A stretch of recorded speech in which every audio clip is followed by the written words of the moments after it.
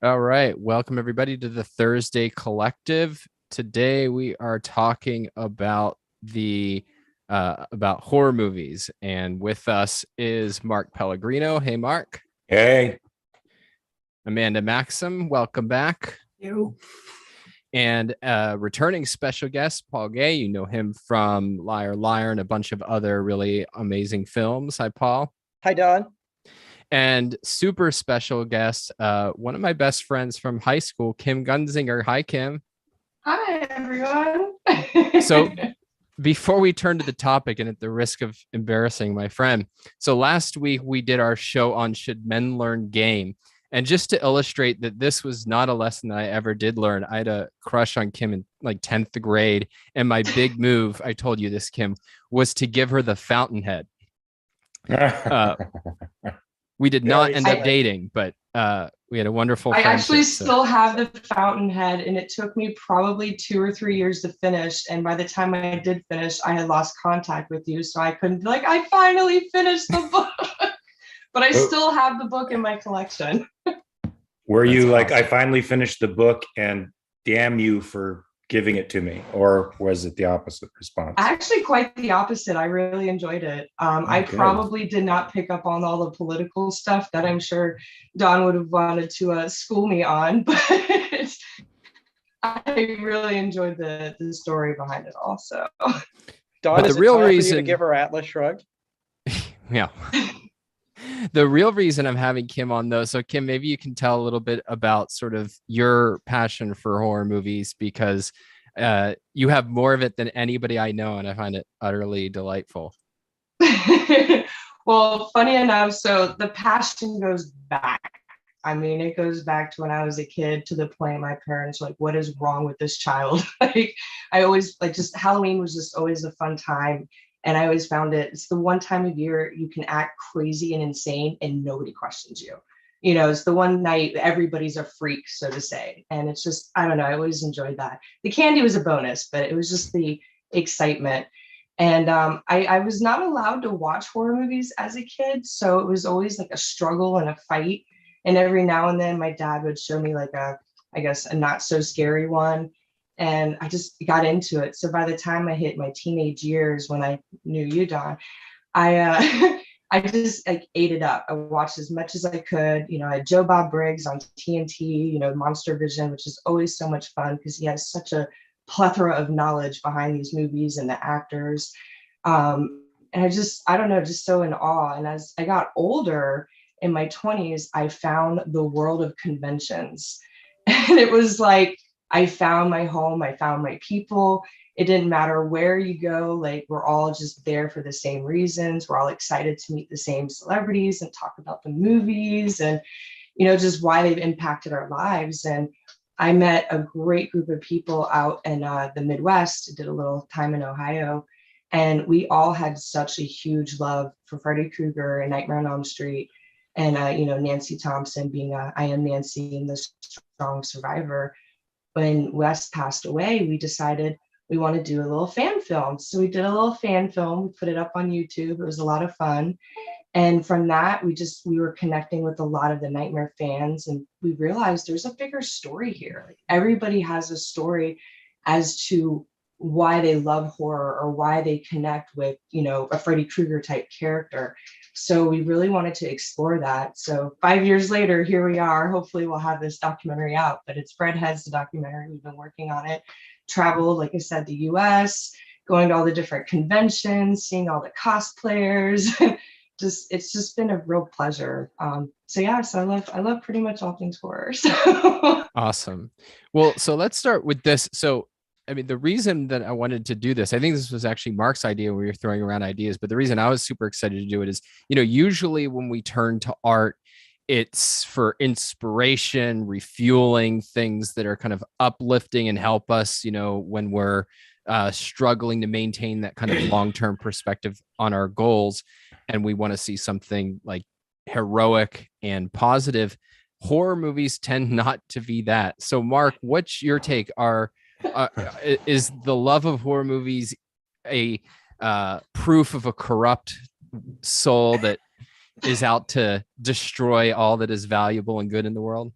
Yes, it is. No, look, I mean, I think contentious episode. No, I think the love of horror, as Kim was talking about, is a really complicated phenomenon, because a lot of us associate horror with childhood bonding and events with friends or parents, and so that gets mixed up in our experience with that genre. For me, I came from a really sort of troubled household, and my mom and I on the weekends would sit on the couch and watch Elvira at Saturday nights, and Friday and Saturday nights would be our horror night. We'd sit on the couch and watch this, and it was sort of the peaceful time. And then as I grew older, I would go out to see movies with my friends, and every time the movie was either a broad comedy or a horror movie.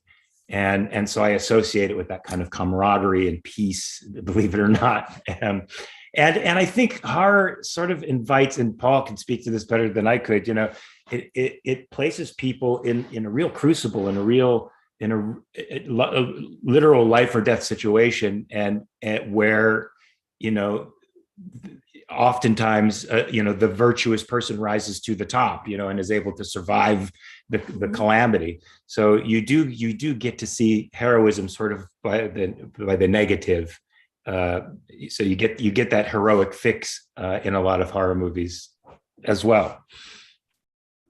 Amanda, I'm curious. You and I have not talked about this at all. What's your relationship to the horror genre? Yeah, so I loved horror when I was a kid, mostly for some of the reasons that Mark talked about, that it was something that you couldn't watch because your mom wouldn't let you. And then if you could, it was like you were having this adult moment with your friends, or so I really like that about it. I'd say like the 1990s, early 2000s, whenever the movie The Ring came out, that was not the last horror movie that I saw in the theater, because it was so scary to me that I spent 3/4 of the movie with my jacket over my head, with my fingers in my ears, because I couldn't deal with that level of I don't know, like something more bad is going to happen to me. I used to feel like horror was also funny, which is something I really enjoy. So my favorite horror movie is Dead Alive. The one where he gets bit by the monkey and then Lionel. No, you have no idea what I'm talking about. It's hilarious. I know that one. Okay. I don't. So that was a Peter Jackson one, actually. Yeah. So that's a horror movie, but it's hilarious. And like part of it was I got to connect with people over that and make the same jokes and that kind of thing. But I had to draw the line when it felt like this, I don't know what it was, the sound effects and the graphic effects or whatever comes together to make the movie got so real and so inescapable that I couldn't deal with it. Like The Ring, I felt like there was no place, like usually if you don't go in the basement or you don't answer the door, you have a chance, right? And this is like horror, it comes under doors and it's going to get you no matter what. And that, I couldn't deal with it. So, and the sound effects, I think, are another thing that I really love about horror, because it reminds me how powerful sound is. Because if you watch a horror movie and you plug your ears, it just doesn't have the same effect. So I think that's really cool. Yeah, I have trouble disentangling my enjoyment of horror from, as Mark was talking about, just the childhood connection to it. Like the ones I most like to watch are the ones I watched as a kid, and it kind of brings me back. And I think part of what I do like about it, and Amanda, you hinted at this, is it's a place where you can, I think there's a real value in experiencing the full range of human emotions, but in a safe, structured way.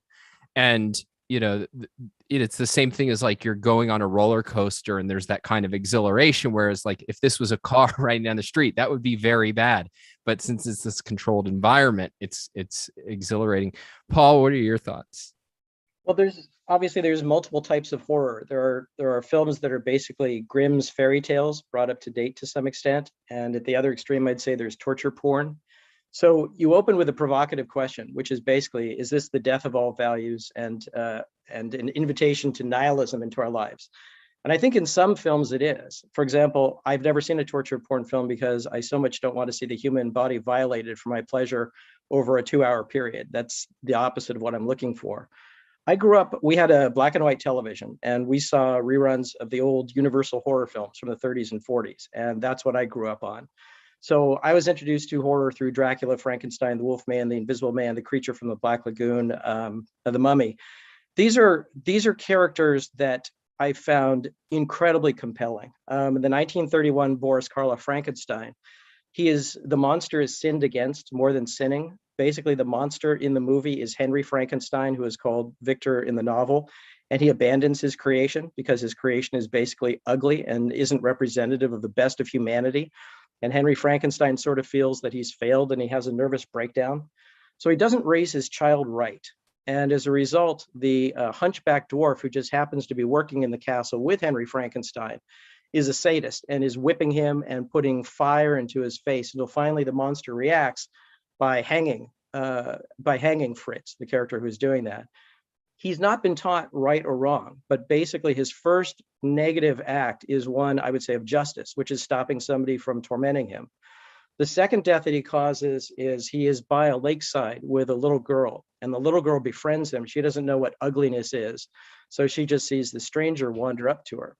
And she's playing a game of putting daisies in the lake to see if they float. And he plays the game with her. And then he thinks, I wonder what it would be like if this girl floated. And he puts her in the water and she drowns. So he's now killed two people. The first one I would say is completely justified. And the second is completely accidental because his parent didn't teach him what life was like. The monster is simultaneously, if you open your mind to what it's like to be in 1931 as opposed to 2022, terrifying but completely identifiable with. He's the large, clumsy child who's doing bad things that he's not responsible for. And I think a lot of people are attracted to horror films because they feel like the outsider to some extent. They feel like the other.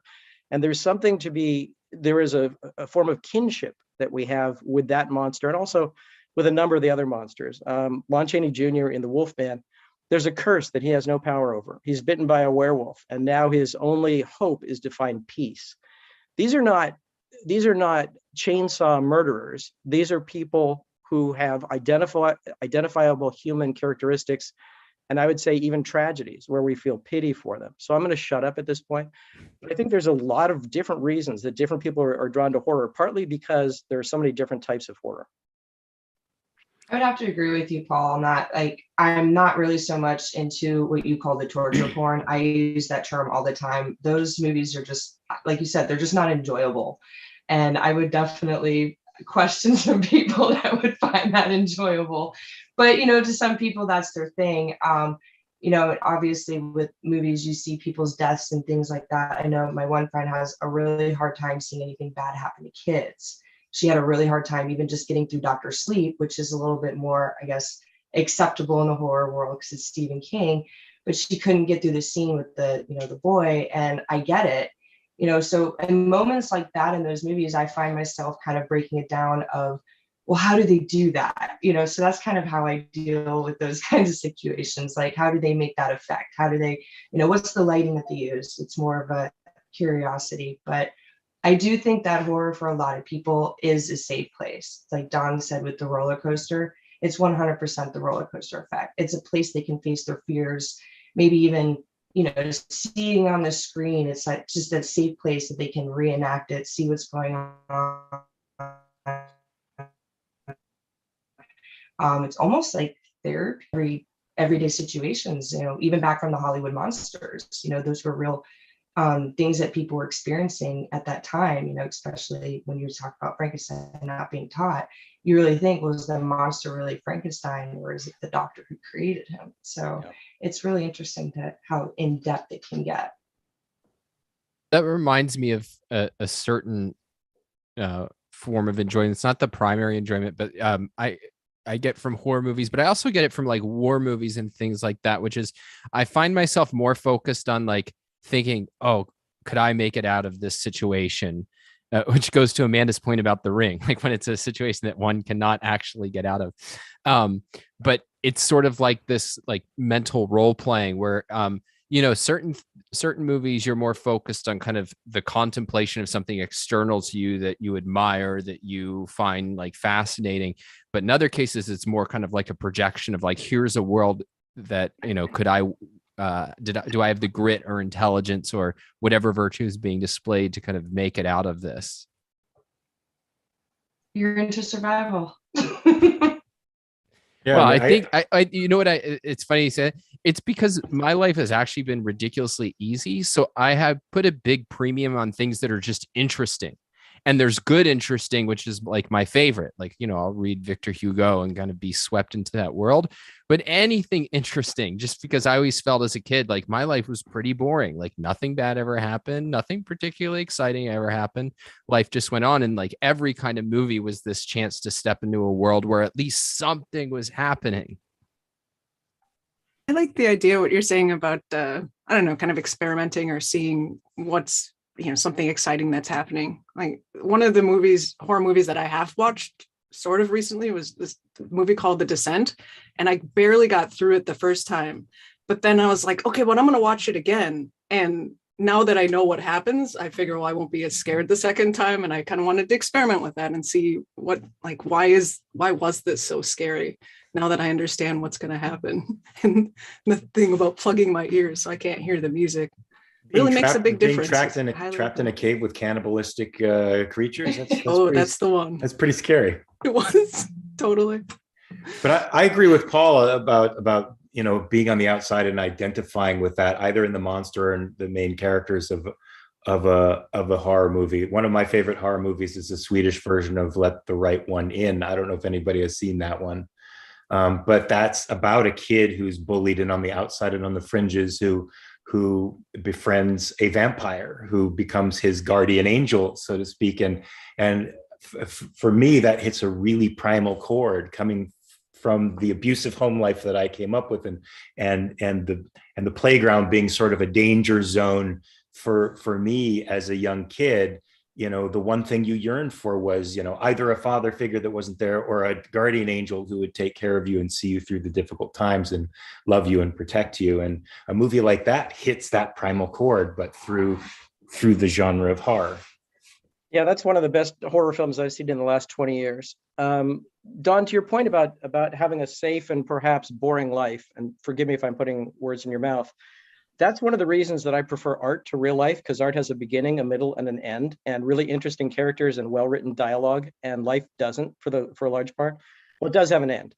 And horror films and to me also fantasy and science fiction are a heightened form of what other art does. It's the more intense version, the more what if version, the one that really lets your imagination roam and tries to arouse your emotions to, you know, a fever pitch, to really make you scared, even though you know you're going to walk out of there fine.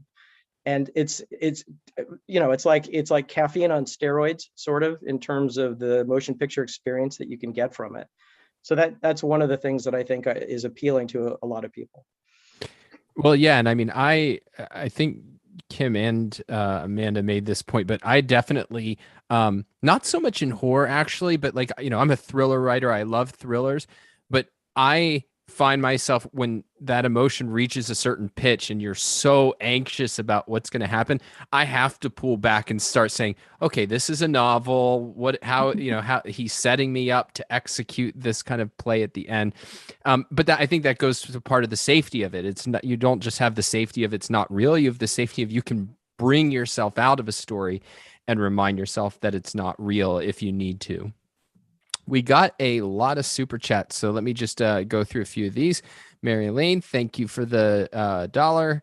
Allison Beard has $2 and says Kim's Zoom background is greater than everyone else's. That is inarguable. Although I gotta say, Paul's is on point as well today. Robert, $2. What's the draw? Hopefully we've started to answer that, but I think I want to play a little bit of devil's advocate when we get back to it. Mark Pellegrino's left sock gave us 0.89 pounds. So I have no clue what to make of that, but thank you to the left sock. And all I can say is what the hell is going on with that right sock that has not contributed. Enric says there's a thrill to confronting fears through the proxy of cinema, to have the distance to look and observe your fears and enjoy them. Thank you, Enric. And then Allison with $20. Thank you so much. Says foreign horror movies don't get enough love, especially Japanese horror. Junji Ito, which I'm sure I'm botching, has some excellent manga books / books that would make interesting horror movies. My favorite J horror is Ju-on, The Grudge. What are y'all's? As somebody who lived in Japan, I should have a better answer to this, but I think I've seen exactly 0 Japanese horror, so I'm interested in. I would say The Audition is one of my favorite horror films. I think that's from Japan. Yeah. One Cut of the Dead is one that came out last year or the year before. It was really smart, really funny. So if you're into funny, that's the one to go with. But that one came out. I know it's on Shudder, but like I said, a couple years ago. And I love Korean horror. I mean, I love I Saw the Devil. I don't know if anybody has seen that. That's an awesome film about what revenge can do to your soul. So it's a deep film, even though the action is sort of a man pursuing a serial killer, and the serial killer's a very scary guy. Train to Busan is awesome. And has anybody seen Alive? That's great too. So you should check that out. Now, and I'll come back to the question I raised earlier, but so my wife's favorite genre of horror movie is kind of supernatural, so ghosts and hauntings and things like that. I have trouble getting into them because they seem too removed from reality. Is there I don't even have a great question, except in terms of genres, we've talked about sort of torture porn. And I want to come back to where exactly some of us draw the line there. Because, I think some things are clearly in that, like the Saw franchise. Some are campy enough that I think they're borderline. Like my favorite films growing up as a kid were the Friday the 13th, which have no redeeming value at all, no plot, no acting, and yet like there was something that was just really fun about them for me as a kid. I know a whole bunch of people who would argue every one of those points with you. Well, I mean, the first one, wouldn't you say the first one sort of had a plot? The first one had a revenge plot, right? Yeah, and the big twist at the end, so to speak. And it does have the supernatural element at the end, for what it's worth.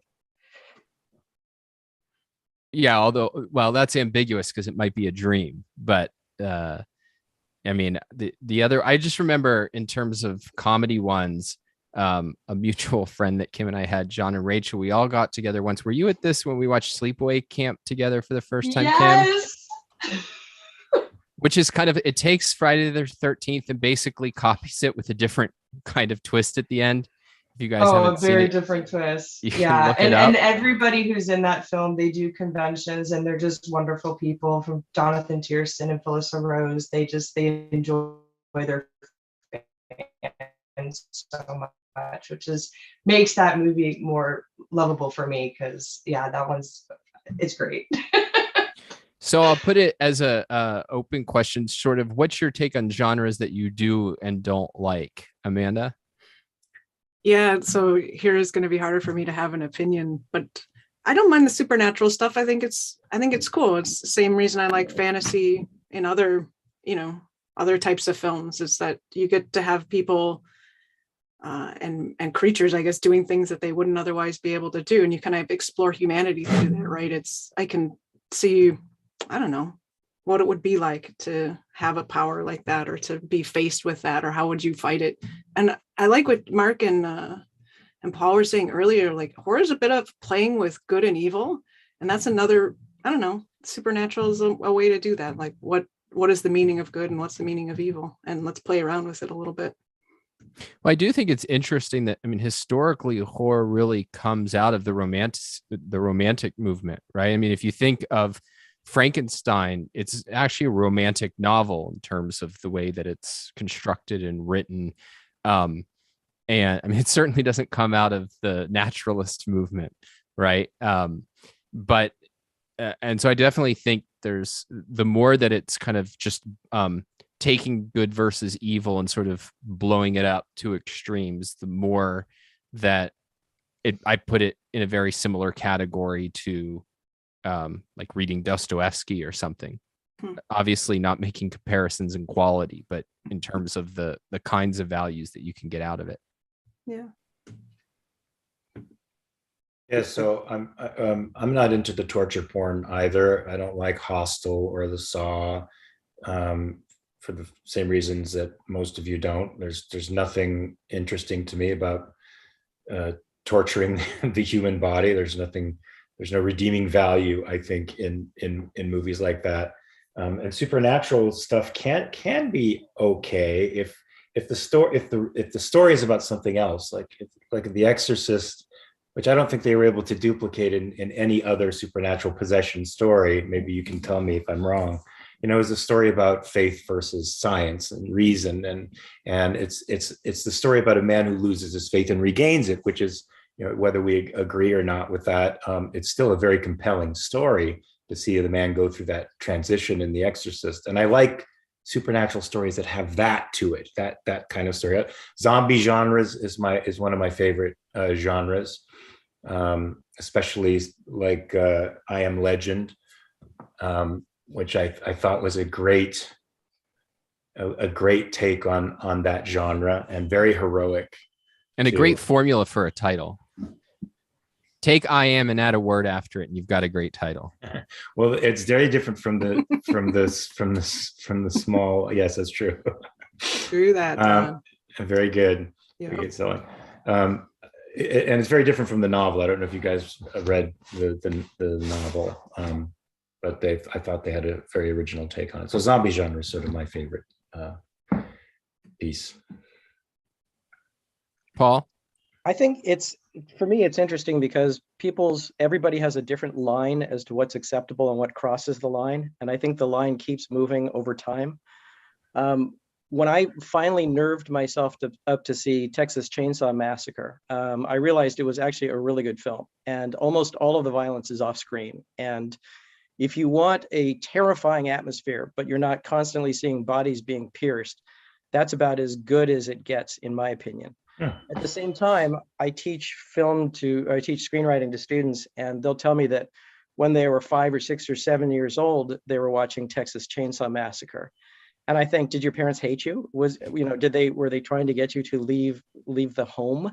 I can't imagine that a 5 to 10-year-old can watch that without being deeply negatively affected. But perhaps I'm completely wrong. Perhaps the culture has become so, if I can use this term, degraded or debased, that people are used to that sort of thing. And it takes more and more to thrill people over a certain period of time. When the 1931 Dracula opened in theaters, one of the gimmicks was that we're going to have nurses on hand for those of you who will be fainting. And I'm pretty sure even in 1931, not a lot of fainters, but it was a lot more believable in 1931 than it is now. If you look at the film now, it's beautiful in many ways in terms of set design and cinematography, and Lugosi's performance, I think, is fantastic. But scary is not the first word that comes to mind because we've changed so much. We've seen so many things in the meantime. I remember when the original version of Dawn of the Dead came out in, I think, 1978. I'd been waiting for the sequel to Night of the Living Dead since 1968 when that film came out, because it was such a powerful film. And I saw Dawn of the Dead in a theater with other people, and every time somebody's head was blown up in glorious color with superb special effects, the audience was just cheering their heads off. And I was horrified that I was in with an audience that was doing that. And I didn't realize at the time, for them, this is a video game, if video games had even been invented by 78, I don't remember. But for me, I sound like I'm patting myself on the back, I don't mean to. I was empathizing with the characters, and I'm feeling like these are human beings whose heads are exploding on screen. And for you guys, it doesn't matter if they're good guys or bad guys. It's the fact of the explosion that you're there for. So we're really going to these films for different reasons. And another one, just to point out how old I am. When I saw Alien for the first time in the theater, the chest burster scene for me was too much. It was too horrifying. And now it's like you do parodies of that on Saturday Night Live. It's like that's where you start in terms of horror. But in 1979, that was pretty strong stuff. Mm-hmm. Yeah, I mean, it's an interesting question you raised about the impact. I mean, I watched these movies, and I think my parents cared about me, but as far back as I can remember, I mean, I can't remember ever not watching them. I mean, we would go to the local Blockbuster, and I'd be like, "Here, Mama, I want Hellraiser." Oh, that okay, here we go. And I've tried to, I've definitely tried to spot like, all right, what are the negative consequences? And I don't think you can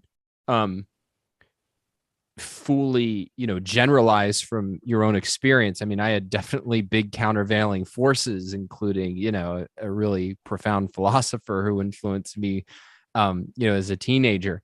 But nevertheless, I personally haven't been able to identify any negatives from it, and but I'm open to that there were. So I mean, if anybody wants to give us a big donation and tell me what's wrong with me as a result of watching horror, I'm eager to hear You should it. ask Kim, because you said you watched since you were a kid, right? So what do you think? Has that had what kind of effect has that had on you? I mean, I honestly don't see it as a negative effect. I see it as, I mean, so for me, like the genres that I'm into, I mentioned I'm not into like the torture porn. I do love the Texas Chainsaw Massacre movies, but I just think Leatherface he just needs help. That poor boy. It's not his fault. His mama treated him terribly. But just, I don't know. I feel like it helped me understand, I guess, in a sense, vibe, or if it's a zombie flick where, like a lot of the Romero films, it was a deeper meaning, like against capitalism or, whatever his political protest was at the time. But I think a lot of horror movies, and even going into like the later 2000s, we have all these supernatural ones, things we can't explain. We live in such a time that we can't explain right now. It's scary for a lot of people. And, of course, with COVID and facing death, the pandemic movies went crazy on all those streaming. Because I really just think it helps people deal with those fears or, those things that they don't understand. I mean, of course, there's always going to be the outliers, or the people who just are in it for the, the blood and the gore and the shock value. But for the most part, I always found it as a survival mechanism, really. Just understanding the world around me and not the filtered lens my parents wanted to feed me. So the Nightmare on Elm Street series is interesting because Freddy is a child molester, and in the initial film, he's not. I mean, he does, I guess, quips, but he's not a jokester, and he kind of becomes a baby face to some extent over the series, and he becomes more likable, more raffish, funnier, I guess campier, even though it's my least favorite word in the English language. But it is interesting to me that the line can move even in a series. So you start out with somebody who's a child molester who gets burned to death by the parents of the kids that he molested, or whatever the story is. And then by whatever the latest versions are, he's like the funny guy. He's like the Joker or whatever. And it's turning the heel to a baby face, the bad guy to a good guy, I think happens in a number of series. In Gojira, the original version of Godzilla, he's the bad guy. He represents the bombing of Japan or whatever. But he is the implacable, horrifying force. And then a few movies down the line, he's defending the Japanese against the other invaders, Ghidorah or whatever. The Frankenstein monster starts out as a lot scarier than he winds up. So I think there is kind of, again, a shifting of the line within a series itself. Yeah, and I know with Freddy Krueger, because we've heard a lot of that. It wasn't just Freddy that, so like Freddy, for a lot of people, it was a different fear. He's the undefeatable adversary, right? You have to sleep. So in your real life, you have to deal with your quote unquote demons. So this kind of, I think people look to that as a comedic way of dealing with those problems.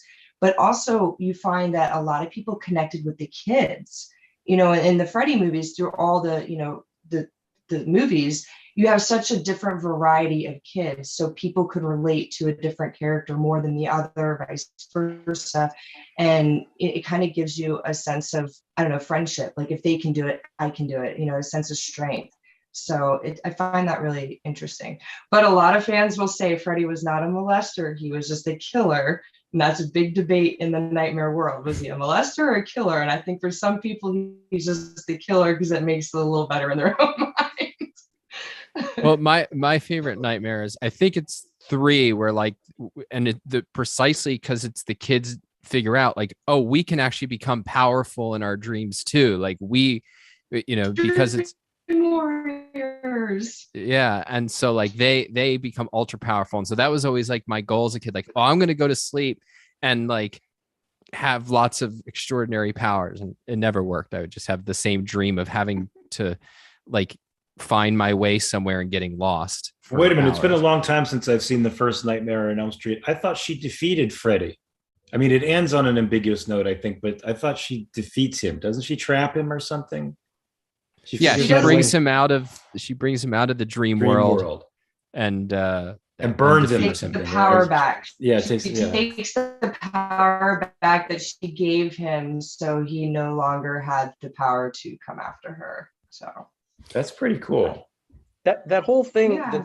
that you have to go to sleep every night and your dreams can kill you. I think that's one of the greatest concepts in the history of horror movies, because as you guys pointed out, of the inevitability of the fact that you have to go to sleep, and because we cannot control our dreams. The idea that you could actually, the myth that if you're killed in your dreams, you actually die, is also another kind of interesting urban legend.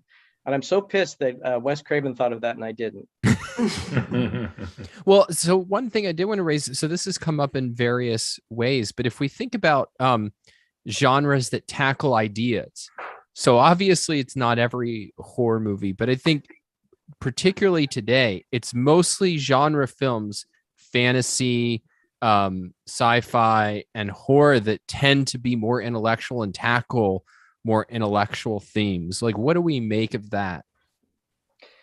Mark mentioned one of his favorite subgenres being zombies, and I have really mixed feelings about zombies. Part of me thinks they're by far have the least personality of any of the key monsters. They're a bunch of shuffling, ugly people. But that's the stupid way to look at it. I think the more powerful way to look at it for me is it's the power of the mob. It's the mindless, unthinking, I'm going to get you, I'm going to cannibalize you, I'm going to eat your brains. And for me, that it's the most powerful presentation of the mob metaphor in film history. There's nothing to me more powerful than you're trapped in a cabin or a house or whatever, a farmhouse in Pennsylvania, and a bunch of slow-moving, not very bright people who are dressed in their underwear are coming after you, and they have no particular brains, but there's a lot of them, and they're just going to keep knocking on the doors and breaking the windows until they come in. And when they come in, they're going to be driven by this atavistic impulse to kill you and eat you alive. So it combines cannibalism with fear of dead people, with the thought that you cannot reason with them. There's no polish like Bela Lugosi has in Dracula. There's nothing to identify with as there is with the Boris Karloff monster in Frankenstein. This is an implacable force that looks like you, that once could have been your boyfriend, your husband, your brother, your sister, your mother, your daughter, or whatever.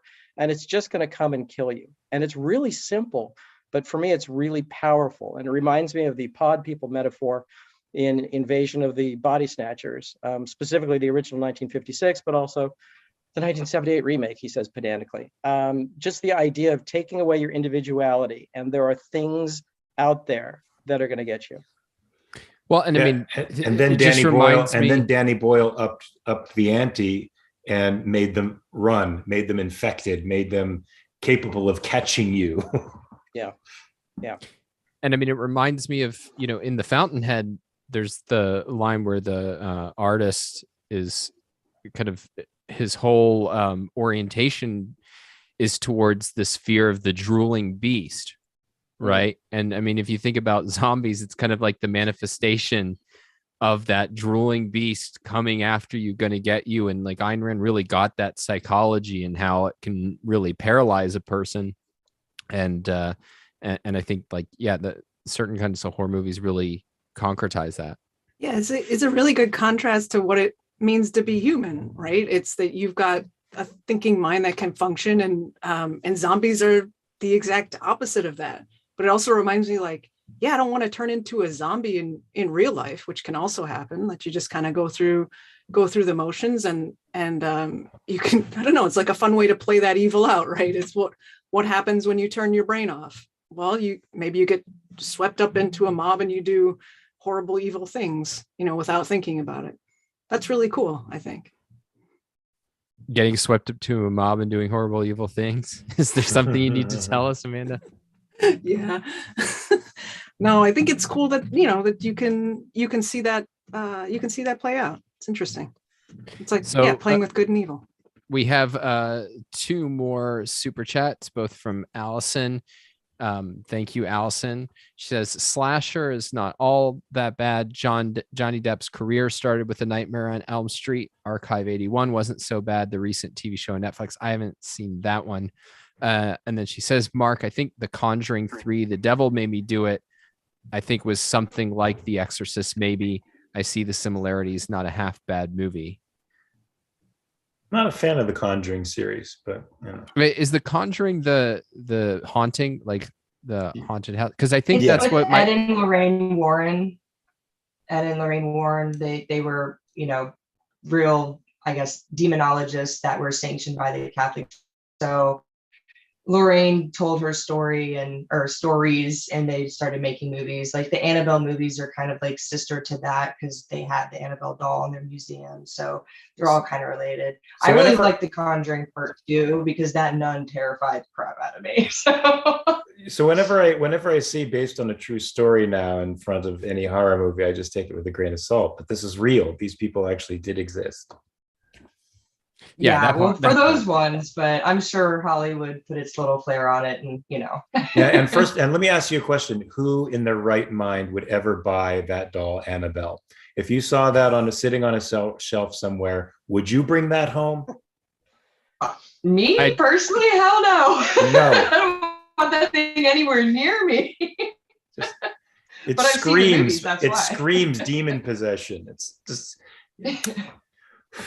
Mr. Beast Reacts just released a reacts video of like something like the most interesting collections or whatever, and it was a woman who collected creepy dolls just like that.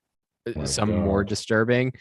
Yeah, that I've been tempted to become a collector of things throughout my life, but never creepy dolls, and that will remain off my list.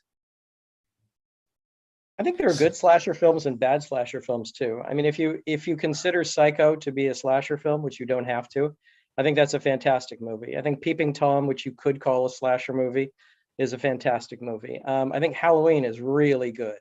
I'm not a fan of the sequels. I never even thought of Nightmare on Elm Street as a slasher movie because it's conceptually so interesting, which I guess says what I in general think of slasher movies.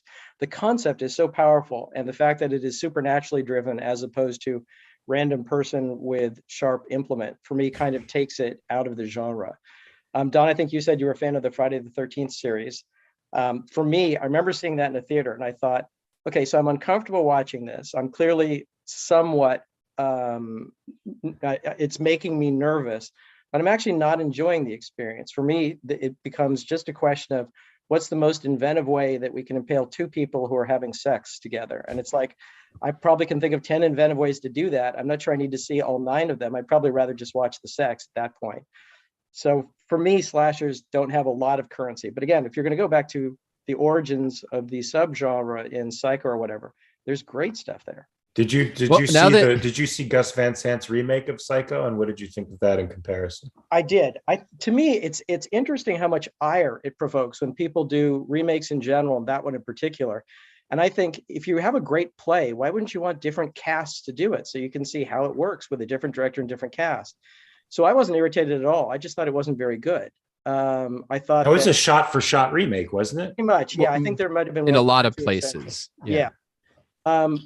It's not, I didn't get angry at him for doing it. I thought it's a great film school kind of student project to do, but to me, it didn't bring anything. It didn't touch the original. So you've got to be different from the original if you're not going to be as good doing the same thing, I think. I mean, now reflecting in your comments, Paul, there's probably a significant portion of my attraction to Friday the 13th that was like, this was my youthful chance to see boobs. Yeah. Like this is pre-internet, and that that was something that the 80s horror genre certainly played into, and the 80s comedy genre. Basically they squeezed into any 80s movie they could. So let's wrap up with recommendations, and we'll start with Amanda. So what is something that you would say a person should spend 2 hours and watch to get the best enjoyment out of horror that they can? Okay, well, I'm gonna recommend Dead Alive, 1992. It's really funny, and there's a priest in it, and I always kind of wondered like what good are priests, but he'll tell you what good they are. He says that he kicks ass for the Lord, and he has to because he's got to like fight the zombies. Also, like another reason I like that movie, it's like it's extreme. So you know how like Rachmaninoff, they say he's got the most notes per minute in his symphonies or something, or in his piano pieces. This is like got the most blood per minute or like most killings of zombies per minute. I think that exists anywhere else. So it's fun. I'd say check it out if you're into fun things. Paul? I'm always reticent to recommend because everybody's tastes are so different. So I'll incredibly quickly do my top 5. Number 5, Night of the Living Dead, 1968. It's incredibly powerful to me to this day. It is the stuff of nightmares. Number 4 is Frankenstein, 1931, introduction of the best character in horror film history and one of the best performances. Number 3, King Kong, not the Peter Jackson version, however, the good one. Oh, I love the Peter Jackson version. You and I will have a conversation. God damn. Number 2, Bride of Frankenstein, probably the most moving Really good horror film ever made, and one of the very few sequels that's better than the original. Number 1, Brian De Palma's best film by far, the underappreciated Phantom of the Paradise, the most visual cinematic film I've ever seen in the genre. All right, fantastic. That's a great one. Oh wow! I mean, it's hard to compete with those. I would say the Swedish version of Let the Right One In. You get sort of a version of it that's not bad because Richard Jenkins is in the American version called Let Me In. If you want to see that, if you don't want to read subtitles, I don't think it's as stark, as raw, as good as the Swedish version, but it's okay. There's The Audition, which I mentioned earlier, a Japanese horror film that's very good. I think 28 Days Later is good. It's Danny Boyle. Danny Boyle's a great director and storyteller, and it's the first time you see zombies running at people. It started the whole genre of the infected as opposed to just, dead people rising. Let me see. I think I Saw the Devil, which I mentioned earlier, a Korean horror film about a serial killer and a man who's chasing him down. The Train to Busan is fantastic, a zombie flick about a guy who's just trying to get to his kid. And those I think those would be my top 4. Have you been in anything? I mean, I know you've been in horror adjacent stuff, Mark, but have you been in anything that you would consider like formally horror genre? When I first started out, I did a movie called Nightlife that was I don't even know what its title was. That was its working title, but I don't know what it is now. And it was a zombie flick. Scott Grimes was in it, and he played the nephew of a mortician who. And he's bullied at school, and the bullies die in a car accident, and he has to sort of work on them, and then this thing goes awry in the mortuary, and the bullies come back to life, and he has to deal with them even after they're dead. So we did that in like the 80s, and it wasn't very good. I don't imagine you'd find it anywhere, but there you go. I don't have any recommendations necessarily. I will say the 2 scariest movies, the ones that like viscerally got me, were Pet Sematary, the original one, which, I mean, if you know that Stephen King wrote it like thinking about, having a child and what would happen if he lost it, like it definitely taps into those emotions as a parent. But then Candyman, which I won't exactly recommend, except that I think it does a profound job. So one thing I really love about horror movies is set aside the monsters, but the place, the settings. One thing I do love about Friday the 13th is like, these old rotted out barns that I drive by in Michigan. They just, it kind of imbued with that childhood sense of what could be in there. And Candyman is able to do that with, the worst part of the Chicago projects, and has a really good use of music to kind of bring out this haunting feeling of these places that, you know, have been abandoned essentially by the United States. And I thought it was a well-made, sort of had a mythical feel to it, even more than the kind of slasher element to it. So I don't know if I call that exactly a recommendation, but those were two that stick with me. So Kim, we will come to you to give us our final set of recommendations. And then you have to recommend to people once it's released your documentary, which I think you mentioned. Absolutely. Yeah. And what's funny is Candyman was one that I had not watched that you introduced me to. And I was over at your house back sophomore year, and I was terrified because I had to walk home at night, and I was like, oh my gosh, I could just hear that music. But anyway. Yeah, Don, he's the one who recommended The Fountainhead and Candyman. Yep. So, but no, for me, my top favorite is going to be in the nightmare genre, of course, but it's going to be Wes Craven's New Nightmare. I absolutely love everything that he's done with that movie. He really breaks the fourth wall. I mean, Heather Langenkamp plays Heather Langenkamp, you know, and it's just, I don't know, I really, really enjoyed that one. And I feel like even if you don't know the whole story of Freddy, you have an idea of it. You don't have to go back and watch all 6 movies before you hit that one. So that one is a really good one. And one that always hit home for me is a Stephen King. I'm a huge Stephen King fan, but it was The Stand.